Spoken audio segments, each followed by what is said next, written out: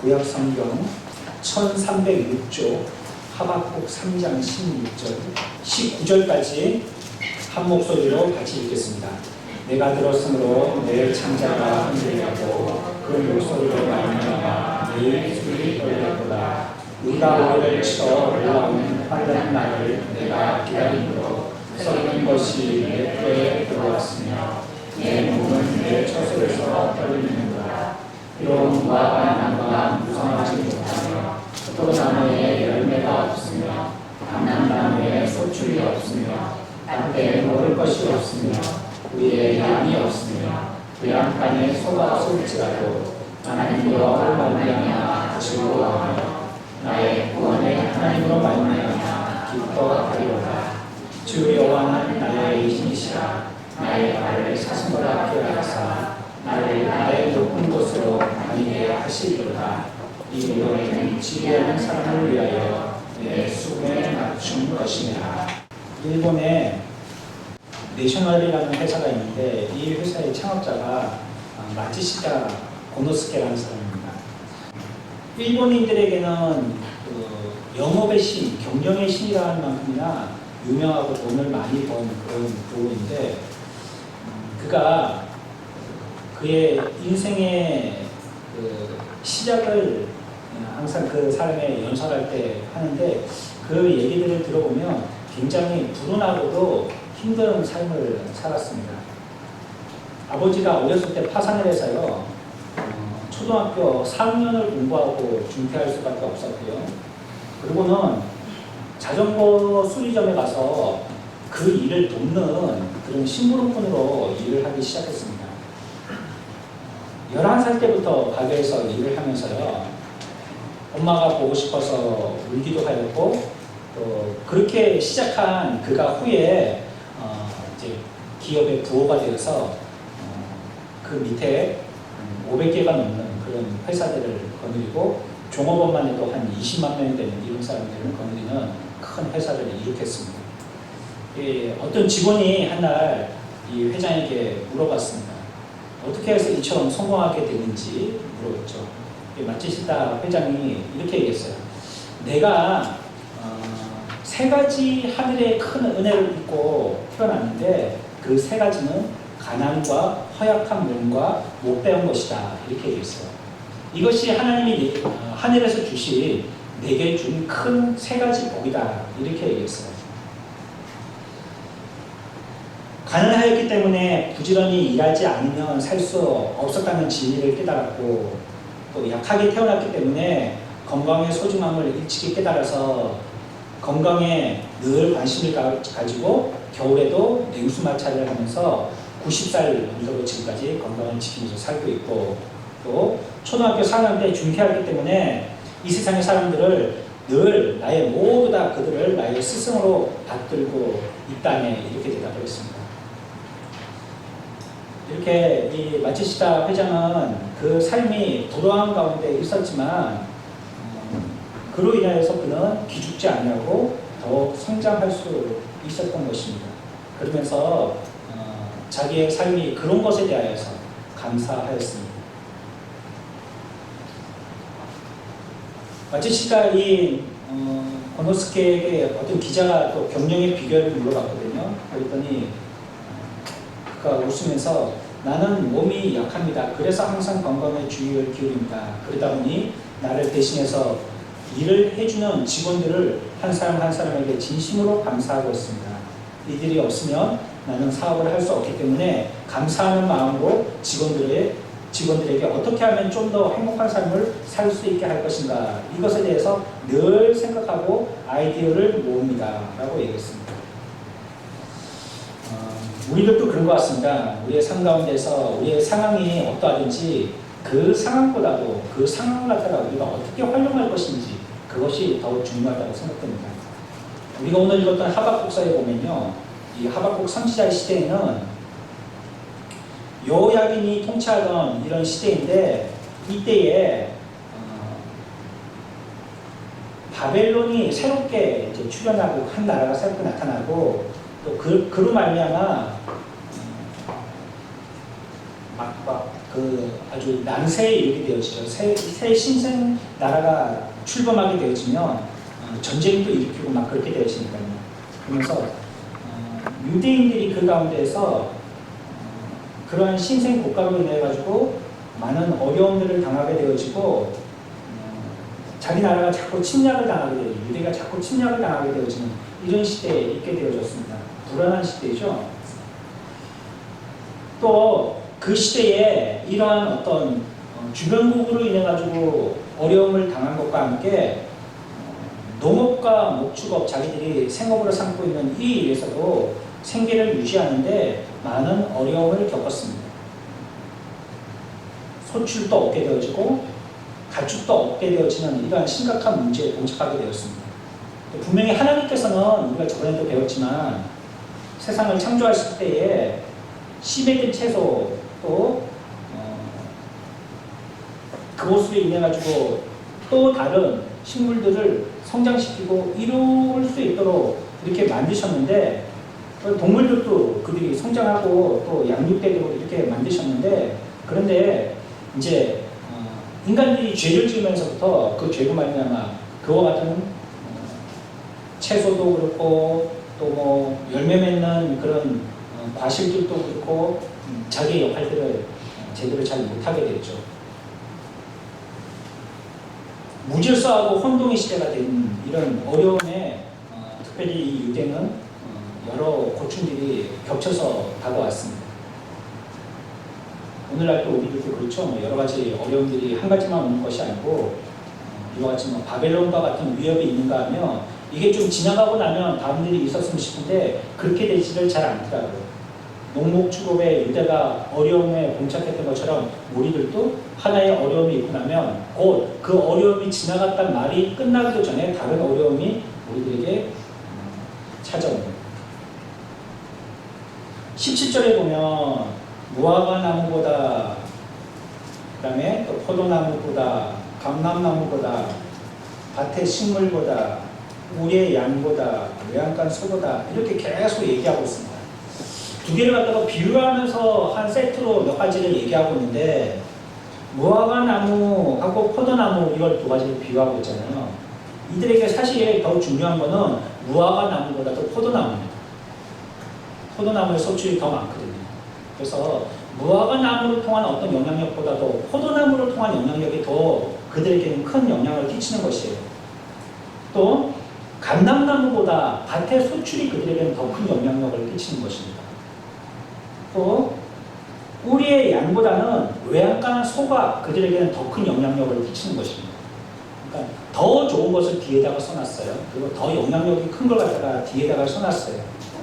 근데 결국 이것이 없다라고 말하고 있습니다. 그러니까 우리의 삶이 뒤에 것까지도 얻게 되어진 아주 안 좋은 그러한 악한 상황에 이르게 되어진 것을 얘기합니다.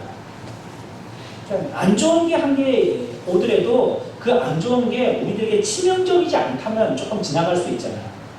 그렇죠? 만약에 우리 집에 재산적인 손해를 끼치는데 그게 한 돈 100만 원이다. 돈 100만 원이 큰 돈이죠. 절대 작은 돈은 아니지만 돈 100만 원이다 하면 그 100만 원 어떻게 이를 악물고라도 어떻게 한번 해보지 않겠어요? 은혜를 대출을 낸다든지 아니면 가족에게 조금 부탁을 한다든지 지인한테 좀 부탁을 한다든지 그러면 어떻게 이렇게 모으다 보면 100만 원 모을 수 있겠죠. 그런데 이게 100만 원이 아니고 10억이다 할 때는 이건 우리가 엄두가 나지 않아요. 10억이다 이렇게 해버립니다. 그러니까 그럴 때 우리들은 더 포기하고 싶은 마음이 들거든요. 100만 원 정도는 일을 안 물고 내가 뭐 반짝 안 자고 1년 동안 애를 써보지 이런 마음이 생기는데 10억이다 그러면 안 되겠구만 이러고 그냥 자기 생계를 포기해버리는 사람들이 생기더라 이것입니다. 지금 이 우리가 읽었던 하박국의 그런 상황이 그런 상황 가운데 있는 것입니다.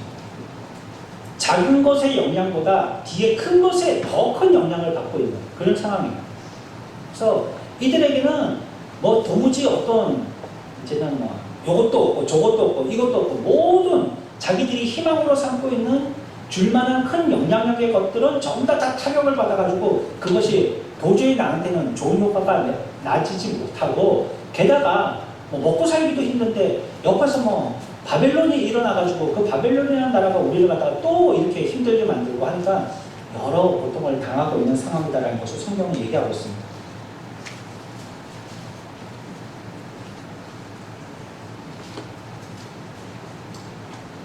한데 이게 18절에 보면 이 상황에 대해서 뭐라고 고백하고 있냐면요. 나는 여호와로 말미암아 즐거워하며 나의 구원의 하나님으로 말미암아 기뻐하리로다 라고 얘기하고 있습니다. 나는 여호와로 인하여서 나의 하나님으로 인하여서 하나님이 나의 기쁨이 됩니다. 이렇게 얘기하고 있어요. 그러니까 하박국에게 기쁨은 여호와와 하나님이라고 분명하게 얘기하고 있는 것입니다. 물론 이전에 얘기했던 것들도 있으면 기쁠 수가 있겠죠. 그러니까 무화과 나무 잎이나 아니면 감람나무나 포도나무나 밭의 식물이나 소나 양이나 다 있으면 더 기쁘겠죠. 근데 하박국 선지자에게 진짜의 기쁨은 무엇이냐면 여호와 하나님이었다라고 얘기하는 거예요. 그거는 나에게 삶에 어떤 치명적인 영향을 주긴 하지만 그게 나에게 참 기쁨인 건 아니라는 거예요. 그게 나를 기쁨이라는 건 아니라는 거예요. 우리 교회에 기쁨 씨가 계셔가지고 기쁨이란 말을 쓰기가 굉장히 조심스러운데, 그러니까 그게 진짜 이분은 진짜 기쁨인데 그게 하박국이 얘기하고는 그 기쁨이 진짜 기쁨만 아니라는 거예요. 그게 나한테 영향을 주긴 하지만 나의 참 기쁨은 18절에 뭐라고 얘기하고 있다고요? 여호와 하나님이시다 라고 얘기합니다. 나가 참 고백해 봅시다. 여호와 하나님은 나의 기쁨입니다. 오늘 우리가 매추절에 하나님께 감사의 찬양을 부르는 이유도 그와 같은 이유입니다. 이 한 해에 여러분들 주변을 한번 생각해 보세요. 이렇게 한 6개월, 7개월 살다 보면 좋은 일보다 안 좋은 일들이 더 많은 것 같이 느껴져요. 그렇죠? 이제는 12월달 지나고 1월달 새해 출발할 때는 새로운 마음을 가지고 막 소망을 가지는데 1월 살고 2월 살고 3월 살다 보면 좋은 일이 자꾸 생기는 게 아니고 안 좋은 일이 자꾸 겹쳐서 생기는 거 같단 말이에요. 지금 이 하박국 선지자의 고백과 같이. 그런데 하박국 선지자는 그런 것들은 나에게 영향을 줄지는 모르지만 나의 참 기쁨을 뺏어갈 수 없는데 그 기쁨은 여호와 하나님 때문이다 라고 얘기하는 거예요. 오늘 우리가 매추절을 지키는 것도 우리의 삶 가운데서 이런 일들을 두고 우리들은 뭐 해야 된다고요? 감사해야 된다는 것을 얘기하는 거예요. 매추절에 이런 일들을 두고 5월달에 있었던 일, 6월달에 있었던 일, 7월달에 있었던 일, 이런 일들을 우리가 당장 지금 피부에 느끼기는 너무 힘겹고 어려워서 포기하고 싶지만 그러나 그럼에도 불구하고 하박국 선지자와 같이 감사해야 하는 것이에요. 근데 그 감사의 주제가 무엇이냐면 여호와 하나님이다 라고 이렇게 하박국은 분명하게 얘기하고 있습니다. 그래서 18절로 다시 한번 같이 읽어봅시다. 18절 한 절만 있습니다. 시작. 나는 여호와로 말미암아 즐거워하며 나의 구원의 하나님으로 말미암아 기뻐하리로다. 아멘.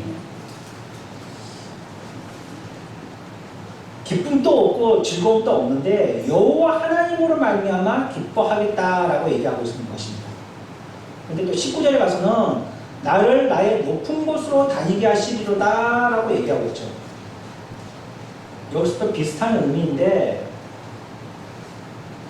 지금 이 나의 발이 처해져 있는 곳이 최극단에 지금 처해져 있는데 이 지옥의 인생의 삶 같은 것을 살고 있는데 이런 낮은 자리에서 있다는 것, 굉장히 아주 힘든 이런 상황 가운데서 있다는 것, 이걸 얘기하고 있는데 그러나 이러한 때에도 선지자는 즐거워하고 기뻐한다라고 얘기하고 있어요. 기뻐하고 즐거워하는 이유라고 얘기하고 있죠. 그럴 수밖에 없는 이유를 얘기할 때에 여호와 때문이다 라고 얘기하고 있습니다. 돈 많다고 기뻐할 수 있는 게 아니고요. 또 체력과 권세가 있다고 기뻐할 수 있는 것이 아닙니다. 우리의 삶을 보면 이런 것들을 다 가져갔던 솔로몬이라는 사람이 고백하고 있는 말인데요. 이런 것들을 다 가져갔지만 모두 다 헛되고 헛되더라 라고 고백하고 있는 것이에요. 절대로요 외형이나 조건이 우리들을 행복하게 해줄 수 없습니다. 그런 것들로 인해서 우리는 기뻐할 수가 없어요. 그렇다면 우리의 기쁨과 우리의 감사는 어디에서 오는 것입니까? 성경은 우리에게 금방 얘기하고 있는 것이죠. 우리의 삶의 의미와 목적을 바르게 알 때에 그 삶이 행복해지는 거예요. 우리가 처해 있는 이 상황 가운데에서 그 인생의 삶의 의미와 목적을 바로 찾지 못하면요, 그냥 그 삶을 놓쳐버리고 마는 것입니다. 그리고 그냥 인생 죽어버리는 거예요. 그 사람들이 그렇게 유명한 연예인이 되고 유명한 정치인이 되고 유명한 재벌가가 됐는데 왜 그렇게 허무하게 자기 목숨을 자기가 극단적으로 만들어 버립니까? 그건요, 자기의 인생의 삶의 의미와 목적을 찾지 못했기 때문에 그래요. 내가 왜 사는지, 뭐 때문에 사는지, 무엇을 위해서 사는지 그것을 바르게 깨닫지 못하니까 그런 외양간의 소나 양이나 뭐 우리의 뭐 양이나 뭐 포도나무나 뭐 감나무나 다 있어도요, 그걸로 인해 가지고 기뻐할 수가 없는 것입니다. 하지만 우리가 왜 사는지, 사는 목적이 무엇인지를 바르게 알게 되어진다면, 그렇다면 그것으로 인해서 우리는 상황과 형편이 어떻다 할지라도 우리는 기뻐하고 즐거워할 수가 있는 것이에요.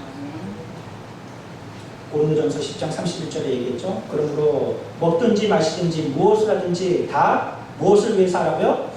하나님의 영광을 위해서 하라. 이게 우리의 목적입니다. 우리의 삶의 목적. 어떻게 해야 되느냐? 먹든지 마시든지 뭘 하든지 간에 하나님의 영광을 위해서 하는 것입니다. 그리고 우리의 사는 목적은 내가 행복하기 위해서 하는 게 아니에요. 그래서 자꾸 마귀는 어떻게 합니까? 여러분들의 시각을 여러분들을 자꾸 바라보게 만듭니다. 자신을 보게 만든단 말이에요. 그 자신을 볼 때에 초라하잖아요. 다 갖고 있어도요, 거울 앞에 쓸 때마다 자기는 초라해지거든요. 자꾸 쇠해지죠. 이전에는 안 그랬는데 지금은 뭐 귀여운 것도 아득하고, 예전에는 뭐 찬송가 뭐 10곡, 20곡도 그냥 줄줄줄줄 뭐 레퍼토리 있듯이 막 쫙 그냥 다 했었었는데, 이제는 뭐 한 곡도 겨우 그것도 막 뒤에 반은 후렴인데 그것도 외워질까 말까 하고, 자기를 보면 내가 왜 이렇게 바보가 됐지 싶은, 자기에 대해서 자꾸 실망감이 들거든요. 마귀는 그렇게 만드는 겁니다. 자꾸 여러분들을 보게 만들어요. 여러분들의 상황을 자꾸 집중하게 만듭니다. 거기는 답이 없으니까요. 마귀가 노리는 것입니다. 하지만 고린도전서에서 우리에게 얘기하는 것은 여호와의 영광을 위해서, 우리가 볼 것은 나를 목적하여서 주목하는 것이 아니라 하나님의 영광, 하나님을 보는 것이다 라고 얘기하고 있습니다. 어떤 상황 가운데서도 자신을 보지 마시고 하나님을 보십시오. 여러분들이 처해 있는 상황 가운데 사방이 우겨쌈을 당하여도 하늘은 열려 있습니다. 하늘을 보시면 하나님께서 우리를 이곳에 내시고 나를 지금 이런 어려운 형편 가운데 있게 하신 것도 하나님의 의미와 목적이 있는 거예요. 그걸 알면 우리들은 살 수 있는 거예요. 그 자꾸 죽어가는 사람한테 그렇게 얘기하지 않습니까? 저는 그거 처음에 이해가 안 됐어요. 의사가 의술이 있으면 이렇게 침대에 실려온 사람을 갖다가 뭐 주사를 주고 뭐 찢든지 꼬매든지 해서 살리면 될 텐데 자꾸 흔들어서 얘기한단 말이에요. 정신 차리세요, 정신 차려서 그거 얘기한단 말이에요. 의사가 뭐 10년 넘게 의술을 갖다가 익혔으면 그냥 고치면 되지. 뭐 저거 쓸데없는 소리 자꾸 하고 있냐고. 저는 그거 처음에 이해가 안 됐습니다. 왜 자꾸 정신 차리라고 하는지. 아무리 의사가 그 환자를 살리려고 야단을 해도 뭐 별별 방법을 다 써도요, 환자가 살려고 하는 의지가 없으면 못 살립니다. 나 안 되겠다 이제. 에이 바로 멈춤구리가 돼가지고 이제 안 되겠다. 아이고 모르겠다. 전부 다 나를 도와다오. 나는 내 혼자 할 수 있는 게 아무것도 없으니까 전부 다 나를 도와다오. 그때부터요, 그 사람은 아무것도 못하는 사람이 됩니다. 아무것도 못하는 사람이 됩니다. 정말로 실험을 해봤어요. 정말로. 할아버지 할머니들 70 넘은 할아버지 할머니들 모셔놓고요, 그분들에게 하루를 어떤 이런 펜션에서 지내도록 했어요. 근데 그분들이 지내는 숙소는요 2층이에요. 처음에 그 펜션에 딱 가서요, 아무도 안 도와줬어요.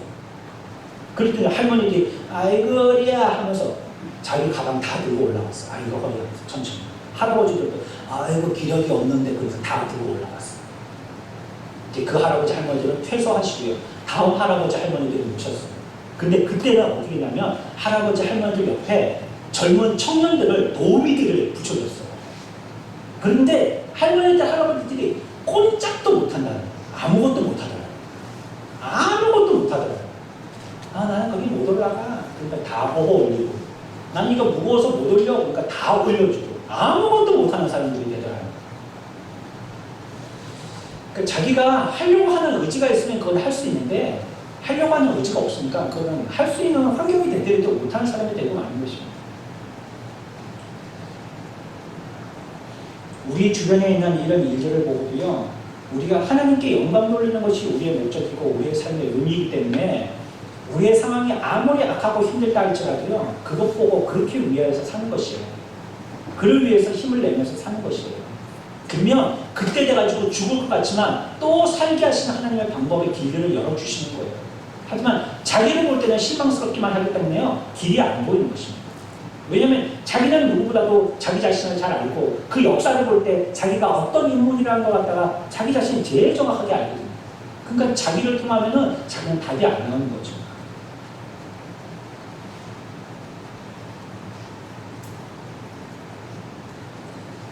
우리가 소위 문답에서도 배운 것처럼 우리의 삶의 의미와 목적은 하나님께 영광 돌리는 것이다 라고 얘기하고 있습니다. 그를 영원토록 즐거워하는 것입니다. 인생의 목적은 이와 같이 하나님의 영광을 위한 것이고 또 그분을 영화롭게 하는 것입니다. 그것이 우리들이 살아야 할 삶의 의미이고 목적인 것입니다. 우리가 이 세상 살아갈 동안에 우리의 삶을 자꾸 살펴본다면 하박국 선지자가 자신들의 삶에 대해서 이와 같이 고백한 것과 같이 어려운 일들, 힘든 일들, 또 불가능한 일들만 자꾸 보여지게 되어지는데 이 가운데서도 우리가 또 노래한 것처럼 여호와로 인하여서 즐거워하고 하나님으로 말미암아 기뻐하리라라고 우리가 고백하면서 살아간다면 그 삶을 통하여서도 그것이 우리에게 자양분이 되어져서 우리를 더 건강하게 잘 살 수 있도록 만드는 것입니다. 여러분들 절대 어떤 때이든지 여러분들의 상황과 형편을 보지 마시고 고개를 들고 하나님을 보십시오. 어떤 때든지 여러분들이 밭에 있는 거, 외양간에 있는 거, 또 여러분들이 지금 걷어놓은 거 이런 것만 보고 만족하시지 마시고 그것을 주시는 하나님을 중심에서 주님을 바라보십시오. 우리가 영원히 찬양해야 될 하나님, 우리가 영원히 노래해야 할 하나님, 우리의 삶 가운데서 어떤 일들이 있더라도 그분을 통해서 기뻐하고 즐거워하는 저와 여러분들의 삶들이 되시기를 축원합니다.